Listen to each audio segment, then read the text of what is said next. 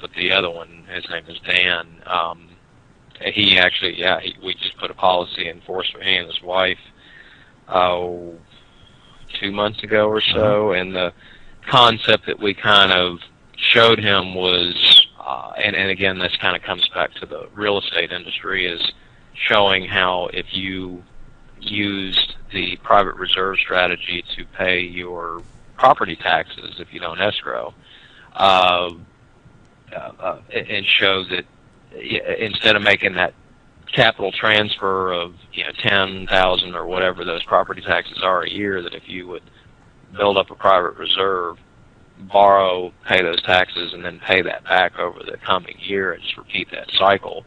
So we showed that to him. He loved that concept. So yeah, he's very much on board. We've talked about doing kind of some lunch and learns specifically to that topic. Now, we have not talked about borrow smart analysis software with him yet. I did last time we had lunch. I asked him, I said, when you sit down with a client, do you ever kind of go through an analysis to find out if it's better for them to, kind of invest more in the mortgage or outside? And he was like, not really so much. I mean, he said he understands the concept, but that he doesn't really get into that with them that much. So I mean, they're doing most of the work. I mean, what they tend to be doing, in the context of, say, just our software here, is they're putting together maybe one or two borrowing options. They're showing them the closing costs.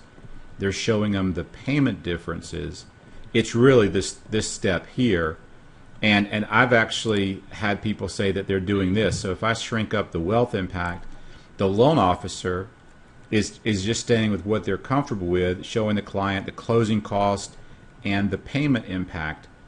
And they're saying, I have an associate that focuses on this area here, the wealth impact over time. And if you're going to go with this 30-year fixed here, which is going to free up $309 a month, they could help you look at figuring out what would be the best for you over time.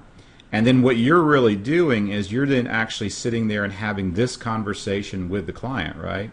You're able to say, if you're spending $21.19 a month now, if we took $21.19 a month and we kept that as your payment for this scenario, this 30-year fixed, and we have a target tax rate of blah, blah, blah, an interest rate, and your target time frame is 25 years, are you better off saving? Are you better off, repaying? I mean, I can, with one click, just see what kind of difference here. We got 102,000.